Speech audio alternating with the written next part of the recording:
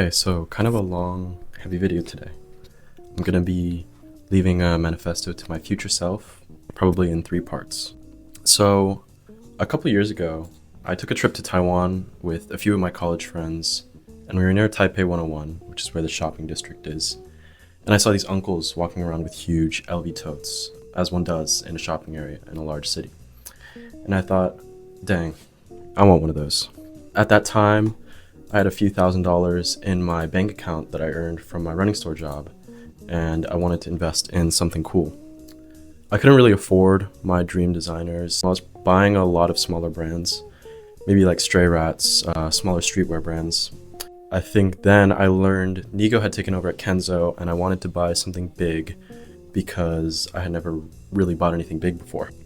So I strut to Kenzo. I have my hands in my pockets, clutching my phone, which has the $1,000 in Apple Pay. And you know that Chinese international student that pretends to be Jack Ma's son? Like him. I'm trying stuff on in the store, and the sales staff were hyping me up, and my girlfriend's there.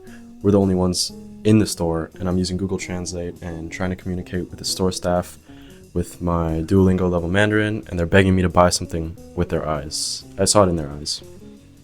And then I finally buy something, which was a jacket that looks like a kimono. Because my logic was that if I was going to spend $1,000 on something, it would only be justified if it was unique. We walked out, and then I was Googling, and I found it on Farfetch for about $200 cheaper. And then I got really, really sad. It wasn't only because of the money, but because I realized I hadn't really bought a jacket. I was buying more of a fantasy. It was the fantasy that the outfit would make me into a character or someone I wasn't. I imagine this character would probably be somebody who's an international student, maybe studying abroad. They like to read Murakami, and they quote authors and think in references to literature. They drink tea and wear horn-rimmed glasses. You get the picture. It worked. It made me feel like that character. I was wearing it in Taiwan, even though it was really, really hot, and I felt cinematic. But then after that week, of course, it really lost its novelty. The trap was that I was kind of buying status, buying a feeling. But then every time I wore the jacket, the magic disappeared, and nobody really cared. I knew nobody really cared, but it didn't help me maintain the character. And also, every time I would put the jacket on, I would think of the price tag and the price per wear, and that really ruins your character immersion too. Even when somebody did notice the jacket, or even nowadays, whenever somebody notices the clothing I'm wearing, I don't really know what reaction I'm chasing. I don't know if I want compliments or envy or awe, or to inspire or to learn from others' input. It reminds me of those Reddit posts where somebody finally cops their dream grail piece, and then they get their friends to take 50 different pictures of them, and then they post the fit on Reddit, and it gets maybe 2 upvotes, and the comments are just like, bro, that's fire. And then that's it. What I was doing was I was putting a costume on every single day and hoping that somebody else would contribute to my character or the world that I was building. And it wasn't really just when I wore the kimono jacket, it was pretty much everything I wore. The thing is, with people who cosplay, they get a community out of it. They show up at a convention, they pretend to be their character, and they make a bunch of friends, and they take pictures, and maybe they get recognition and sell their own manga they drew. And they really get immersed in their world. They commit really hard. But when you do this thing where you get dressed to play a character as a fashion person, at least from my experience, the immersion breaks from really weak attacks. For example, my immersion would pretty much fall apart when the wrong song came on during my walks to class. Also around this time, I was falling into the trap of thinking that becoming more esoteric would help me make friends, but obviously being unique doesn't make people want to connect with you, it drives people away. The truth is, more often than not, it just makes you unapproachable.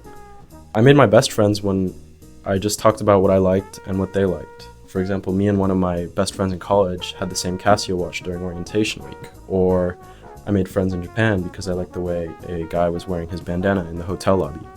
The things these have in common is that I went up to someone and said, hey, I'm going to shatter my illusion of being mysterious and brooding and talk to you. Back then I thought if something's popular, it needs to be discarded in order to form an identity free from algorithm. This is a mindset that really finds its way into all sorts of niches, but I think it's pretty poisonous, and it's just another form of snobbery. Nobody really cares what music you listen to, so you should just wear normal headphones and stop LARPing when you go outside. Leave it to the furries and cosplayers. I don't really know why they get so much hate, because For cosplayers at conventions, they're just being genuine. You have these people who are truly unique, and their goal is to be immersed in the world that they're in, which is just what fashion people are doing. Outside of furry conventions, the furries either admit to themselves in their heads, okay, I'm just wearing a chica costume, I'm not really chica, or they genuinely do feel like, I am this blue pod creature. There's a kind of sincerity in cosplay that fashion will pretend to have, but it doesn't always deliver. The truth is, whether it's archive fashion or fursuits, people are trying to immerse themselves in a world that makes sense to them. But when you're aura farming thinking, dang, I look like a model right now, and then the spell breaks, you're just a guy. Aura is really fragile. It can feel like you're the main character in one moment, and then it disappears the second someone 6'3" with wide clavicles walks into the cafe you're in, and he's just wearing H&M. And then you're standing there in line for your $6 coffee at Scout, and you realize the aura you farm for yourself is built to vanish. People who don't play the game, they have the opportunity to be freer in some ways. They don't spend their energy on building characters or chasing aura, they just live. And there's a lightness in that kind of being. It's not that they're happier by default, but they aren't weighed down by the constant need to perform. Every subculture, they run on the same kind of hate fuel, which is gatekeeping. If you gatekeep, you convince yourself that you're above them because you tried harder, or you researched deeper, or you sacrificed more. But the world isn't like that, outside of being online. And being a niche goblin is always miserable because nobody wants to join you in the dungeon, and then you'll just be a lonely goblin. The reality is that wearing clothes is performance. Wearing an ushanka and loafers is performance. Kenzo jackets are performance. Travis Bickle milsurp is performance, and that's actually probably cosplay. Shutterfly shitposties are performance. Pretending not to care is still performance. We're all just cosplaying aspirational versions of ourselves. I see thumbnails for YouTube videos where people are saying personal style is dead or Instagram ruined clothing, but performance has really always been there. We all want to have some outward neon sign saying, hey, this is me. Please talk to me, I'm interesting. And that's okay. Personal style, I think, can be personal style, whether it's baggy jeans and Carhartts, Jeffrey B. Small and some CCPs, Hellos and Birks, or a giant 12-kilogram haul from a brand that you just found on Reels. As for performance, I think I should just perform the me that I think I am at the moment and not the aspirational self, not create dissonance that I don't need to. People act like being into John Lawrence Sullivan instead of Carhartt will make you enlightened, which there's nothing wrong with. Maybe you're deep at the bottom of the iceberg and I just don't understand. But I feel like the mindset I see expressed often is that, oh, I'm not just wearing clothes, I'm experiencing the textured brain wrinkles of a tortured Japanese ancient artisan who's making clothes in a damn bunker, but all it is roleplay. Like, oh, your OC is a guy that likes thrifted workwear. My OC is better because they're a shadow creature who only wears horse leather and listens to ambient recordings of industrial metal fan blades scraping past each other. Congratulations, your OC just has more lore, but it's not you if you buy the thing to become the character. Do you really feel better than the other person because of that? I think the trap for this kind of niche of fashion is believing that the cosplay is reality. You start to hallucinate haters, orbiters, people watching you, but really nobody is watching you in line at Scout, buying coffee. It's just you. And your internal monologue is screaming really loud trying to get you to listen. Maybe you don't even want the coffee. The karmic consumer cycle goes, you beat the normies by buying niche stuff, and then you beat the gatekeepers by gatekeeping yourself or financing archive grails, and your house starts to look like Pinterest. You reach the end of the labyrinth, and then you finally find ultimate freedom. But that's the lie. There's no ultimate freedom because there's no final battle, and every level you spawn into as a niche goblin is really just a harder battle. And the loot is worse, because all you're worried about is equipping the shiniest piece of armor, and the battles aren't even fun at all. Either or, which is about the choice between an ethical, an aesthetic life, or religious life. Kierkegaard said that the human self is basically always in despair. This despair is not really the melodramatic Shinji in the chair kind, but more of a quiet despair. You don't notice, like being a goldfish in a tiny bowl. This kind of despair he called the aesthetic stage, which is where you try to outrun the emptiness by drowning yourself in novelty, which can be represented by new clothes, new aesthetics, obscure music, new feelings, maybe you take drugs. But it does fulfill you for a while. And then of course the high crashes and you end up back at your true self, which is still hollow. In the book The Sickness Unto Death, which is another despairing book by Kierkegaard, it says that the greatest hazard of all, losing oneself, can occur so quietly that it is as if it were nothing at all. And that's despair. For Kierkegaard, the only way to preserve the self wasn't better taste or higher status or more power. It was further than the aesthetic, which is ethical and religious. Like, how should you live your life? Exploring moral or normative ethics, or maybe I believe in God. Basically, stop finding the next character to cosplay and find responsibility. Find the responsibility it is you have to take for your existence outside of the self. And I found something that was kind of similar in Buddhism, which is samsara. It represents the reincarnation myth, which is what we're living right now. We keep being reborn into new cravings and desires, like, I need this Maison Kitsune mug, and then you're reborn. Or I need this Black Archive painted denim, and then you're reborn. Or I need to learn more art history so that I can be annoying to my friends, and then you're reborn. Every desire spawns a new self. The Dhammapada, which is kind of like a Buddhist book of the Bible, says, from craving springs grief, from craving springs fear.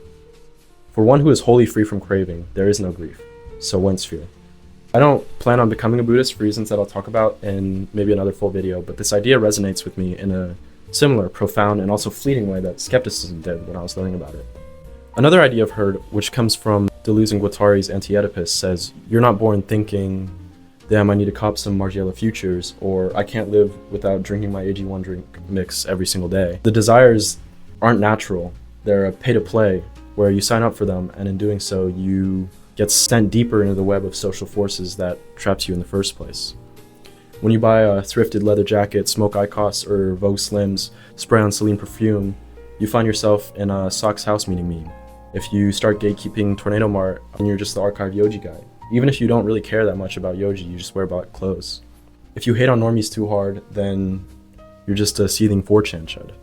The boxes just keep shifting, and no matter what, you'll always end up in one. Even Rebellion just hands you another box to stand in. There's no final boss of the labyrinth, because the labyrinth is really just a mall, and you're a performative male buying Uncle Tetsu cheesecake and going to Kinokuniya to buy Smiskis.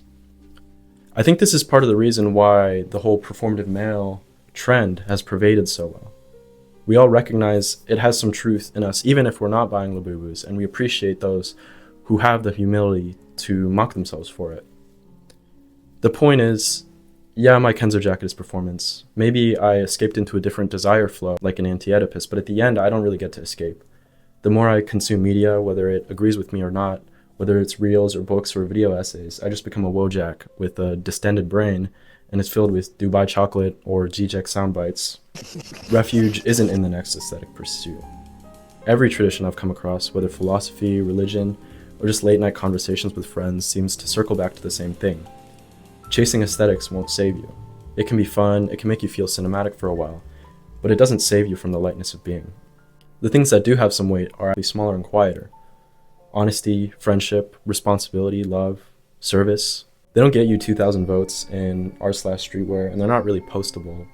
They're the things that turn the object, a Casio watch, into what I believe to be beyond lightness, or a bandana in a hotel lobby into a memory.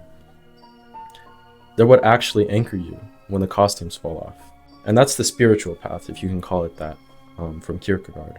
Not spiritual in the sacrifice, every material possession, monk on a foggy Chinese mountain kind of way, but in the Everman way, building a life that isn't just about performance, but about connection.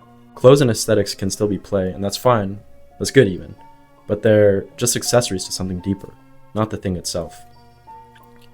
Maybe there's no final escape from the labyrinth of self-performance. I'll fall back into the trap again, I know, probably while envisioning myself wearing things in my Essence card at 2 a.m., but at least I know where to go. So this is my laundry list of what I want to see at the end of the labyrinth. I don't want to be the first to reach the end of the labyrinth. I don't want to be the only one there, even if it makes me the champion. At the end of the labyrinth, I want to see my friends waiting for me. I want to see my mom smiling because I showed up. I want to see myself being honest, even if it's awkward. I want to see clothes that feel like clothes again, not costumes I'm trapped in, but just another way to play. I want to see that I don't need aura to be worth something. I want to see that the aesthetic objects, a Casio watch, bandana, kimono, extended to something beyond the lore that I built behind them. I wouldn't tell my past self to turn around and stop advancing further into the maze, but for now this is my manifesto. I think I'll continue this metaphor in future videos and talk about how I want to be spending my time in the labyrinth, what being kind and responsible could even mean, and why I have to stop running into the walls on purpose all the time. Also, I'll still be reviewing previews and things that make me happy because the labyrinth has all sorts of bad smells. Well, this is it. Thank you for watching part 1.